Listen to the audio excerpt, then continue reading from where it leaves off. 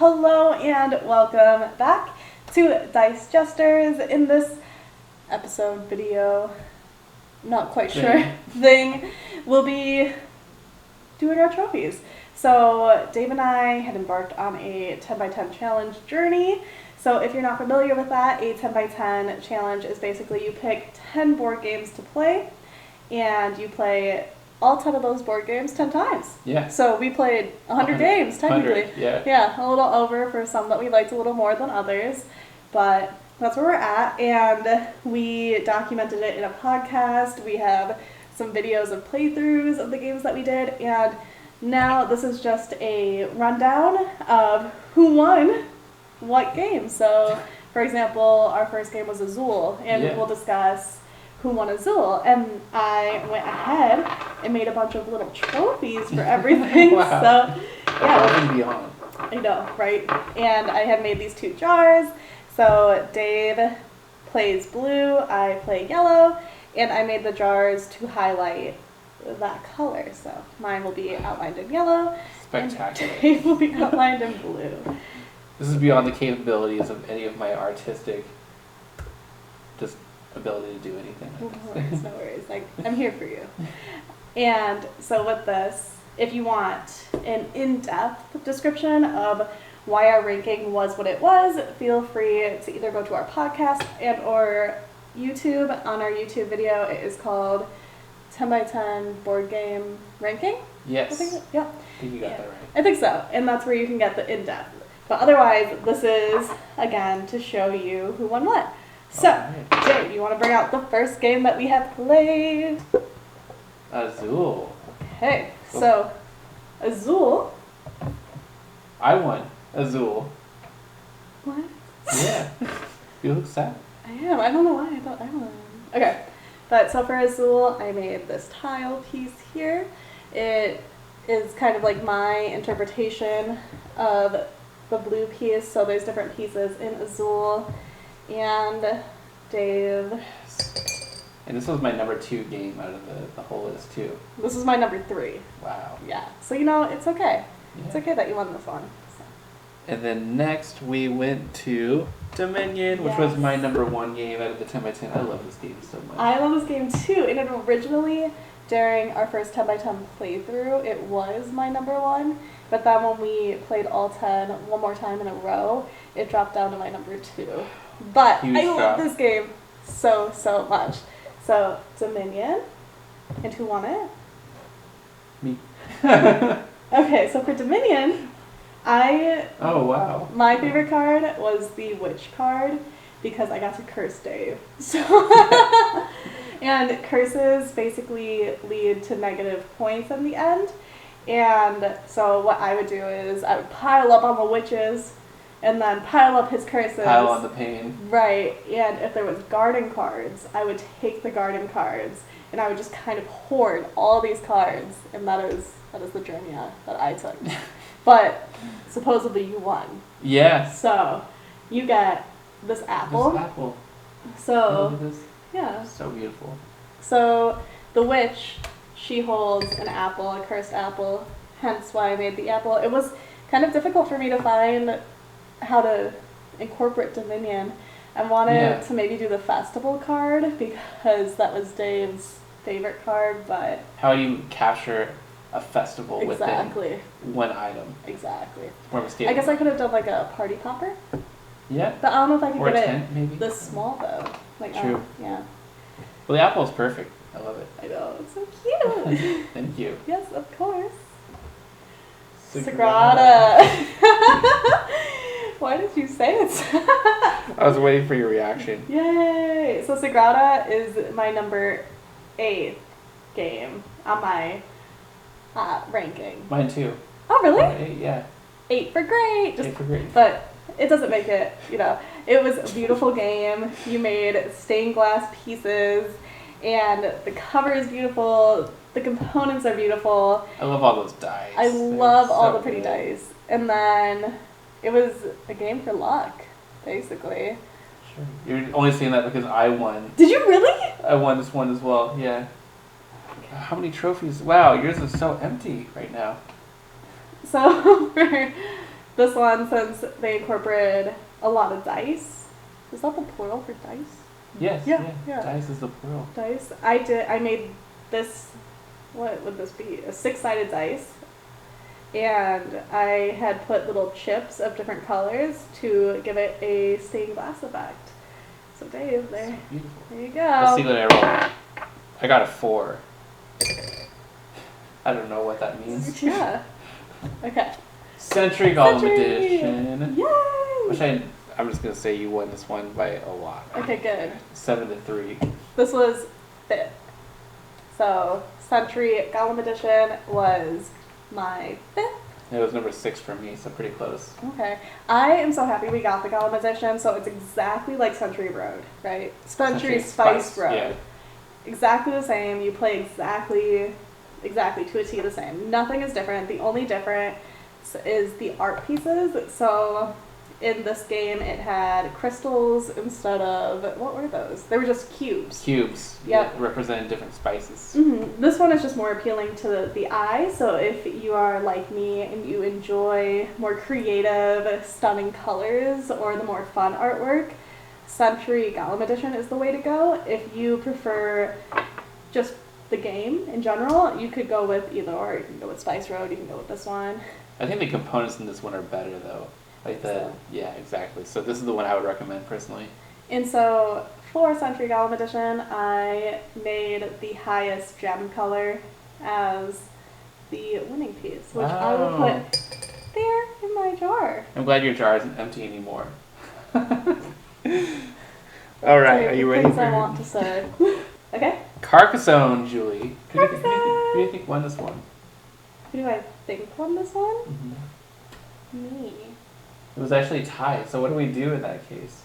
We didn't do a tiebreaker. Hold on. Okay, well, while you're looking, so Carcassonne is my 7th game. It originally was my 10th because, personally to me, playing it 10 times consecutively, it became stale. But then returning to the game, I absolutely adored it in every way. I really enjoyed different aspects of it that I didn't see prior just playing through the 10 by 10, if that makes sense. So yeah, it ended up being number 7. And Dave was telling me how there's a princess edition where there's a dragon and a princess with it. So that is very exciting, and I hope to try that one soon. I won the tiebreaker. Oh. Yeah. Okay. Well, where does Carcassonne land on your ranking? That is number 5. Number 5. Okay. Classic. And since Carcassonne was my first meeple, I made a meeple to represent, and I made it in the Dice Jester colors, so it's yellow, blue, purple. There it is. It's so adorable. I'll put it in there for you. Thank you so anytime. much. So good. Carcassonne. Canvas, which is probably the most beautiful game. I would say so. But it's also my number 10 on this list. Oh, really? Yeah. Canvas is my number 9. I think it's because I won at it. I know I won that one, right? Oh, 8-2. Okay. You definitely won whatever trophy. So I made a gold ribbon. Oh. Yes, gold ribbon. Because in the game, there's ribbons that you earn based off of your art piece. The more bonuses you get, the more ribbons you get. And I don't know, it was a game that was easy for me to reach the ribbons, so. Mm-hmm. Yeah, it's obviously not easy for me. You just couldn't comprehend putting it together. I think I was too focused on making the art look cool. I think so. And I just have a special place in my heart for Canvas because it was the first board game that I had purchased, and it was for Dave on his birthday. Yeah, I feel bad for it being my number 10. As you should. But yes. It's number 1 in my heart. Here's Canvas, and then a fun part about it is that you can hang it on your wall. So that's really exciting because if you get all 3, they make a beautiful piece of art that you can hang next to one another. I love that. Yeah, that's fun. It's going to skyrocket. It's going to skyrocket. To your number 1 spot, I'm sure, eventually. So, 10. This is 10 for this me. Is number 9 for me, but I also won this one as well. You won it? Yeah. 6-4. Okay. So, Space Base is an engine building game, and you build your engine up basically to reach 40 points prior to the other player. Whoever reaches 40 points first wins, and I guess Dave did that. more times than I did. Yeah. Which I don't believe. Because in our playthrough, I won. I think we need to do another 10 plays with this to come up with am more the than true okay. winner. I appreciate your suggestion. Yeah.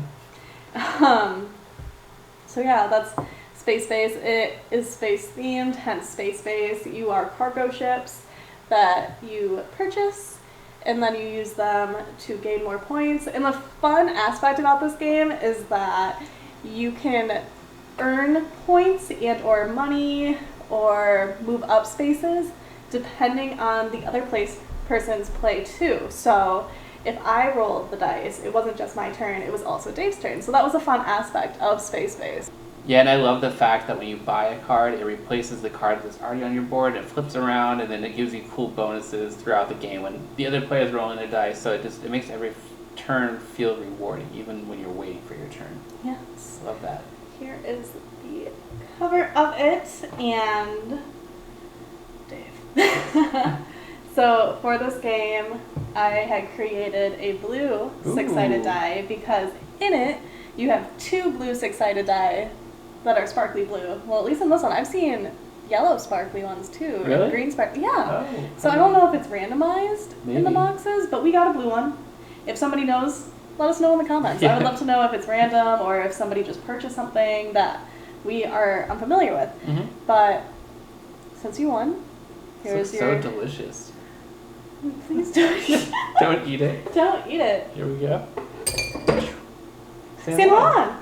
So San Juan was my number 4, and I think it was number 4 because it is more strategy based, and I prefer a more strategy based game. Yeah. So that could just be why it's my number 4. There's play cards where it's kind of like Space Base, where each player gets to do something, but depending on the first player, that first player gets a special bonus with it. So, for example, let's say that you pick the builder, and if I chose to play the builder, I would get 1 less card that I would have to pay towards a building. So if a building costs 6, it would then be 5. I love that. And I love this game so much, it was actually my number 3. But you won this 10 by 10. And this is one of those games going in where I was like, trust me, I've played this game so many times. You don't stand a chance. And then you beat me. I think we completed this one almost in a day. Yeah, this was back a fast to back game. to back to back. On the box, it says 45 to 60 minutes, but for Dave and I, it took way less than that, maybe 30. 20 minutes probably average, yeah. But we were also playing it 10 times, so we got really used to it. And for this trophy, there was a trader card, and in the trader card, you got to trade different goods, like tobacco, sugar, coffee beans. Silver. Indigo. Yeah. And so I made a coffee bean. Oh. Yeah, so cute. I love coffee too, so that's perfect. Oh. I love how you're like, it's perfect, but no, it's fine. Yeah, it's yours, yeah. So here's San Juan. Targi. Targi, the game I had issues pronouncing since you brought it out. So Targi is my number 6 game. It is a fun game where you actually, the cards make the border, so you don't need additional pieces, you just need all of the cards that come with the game, and you lay out all the border cards, and then you work around that and play in the middle of it. The reason that it's lower on the list for me, though, is because I felt that it became repetitive, A little bit. and I was always searching for the same cards. I think you had made a comment literally saying you always end with the same cards. Yeah, it was number 7 for me, and also it felt a little bit repetitive. And I think I like the tribe cards. Yes. You can put those in front of you, but I wish that there were ones that were more exciting or like you do cool things throughout the game. I never really felt like there was a huge engine building aspect when the potential was there. So that is why it was number 7 for me. But who won this one, if you had to guess? Me. You did. Yay! Yeah, 6-4. And then the other aspect about this game is that it is strictly 2 players. So if you only play with 2 players like we do, this is a great game for that. Love it. And the winner piece that I had made is salt. Oh. So there was salt, pepper, and dates. Yeah. I didn't know how to make dates. And we didn't really have pepper. So hence Salt. Salt? Yeah. Is that is it a bowl with salt in it? Yep, so I made a little bowl. See, there's a little bottom on the bowl. Yeah. And then I filled it with salt because in the game, at least the pieces you have, it looks as if it's like in a little basket and then filled with salt. So that's exactly what I did. Is that real salt in there? Yeah, it's real salt. Yeah, I just put resin on top. Wow. To seal it. Yeah. That's beautiful. Another beautiful piece for your collection. What are we at right now? So you're at 5. Are we about to tie? Because I know I won this next one. I know I did. How do you know that? I don't know. If you did, I'd be pretty sad. Okay, so here is Targi again. Yes. Quacks of Quedlinburg. Quacks of Quedlinburg. There it is. Was this your number one? This was your number one. This was my number one. Oh, this was my number 4. Yes, why did you say it? Were you like, let's say it together? Yeah, because I feel sad because it's your number 1, but I still love it a lot. Yeah, don't be sad. Play it anytime. Yeah, of course. So, Quacks of Quedlinburg is a fun push your luck game. You're basically potion masters. That's what I'm going to call it, potion masters. You're a potion master, it seems. Thank you. And you are drawing from a bag, and you're drawing ingredients that you're putting around your potion, and there are cherry bombs in it. And the goal is to not get the goal is to not get over 7, because if you get over 7, then your pot explodes. And the other person gets a special point with that if it happens to explode. So you want to get as high in the cauldron as you can without overfilling it. Exactly. And it's a lot of fun. I love the push your luck aspect. I love going shopping for all the cool chips and buying cool things. And you can randomize it every game. It's so much fun. The artwork is cool. Yes. And I love like towards the end where you do the stir. Yeah. Stir. Poof. I know. And then you're like, is the person going to draw another one? And then I'm like, oh, there's nothing in my hand. So this is probably my favorite piece that I made for this whole game. So I had made upgraded components for this game. I made potions that were upgraded. So I made a mini one, and the mini one I did as the ghost breath token. So because of how small the jar is, you can like twist it, and it kind of resembles that token. It kind of resembles the ghost. And then I did a little like wax seal on top to just really draw in the authenticity. And the awe factor. The awe factor. So that's Quacks of Quedlinburg. David? Yes, Julie. Just let me know that I won. Let me know I can put it in here. Let me just verify according to my records. Yes, you won 6-4. I'm just going to nicely drop it in there. Yeah. So it is 5-5? It is 5-5. Yes. So how do we... What's the tiebreaker for a tie within the 10 by 10? Do we just do another 10 by 10? I think so. I think it's whoever wins season 2. I don't know. Huh. Well, I guess we'll have to see.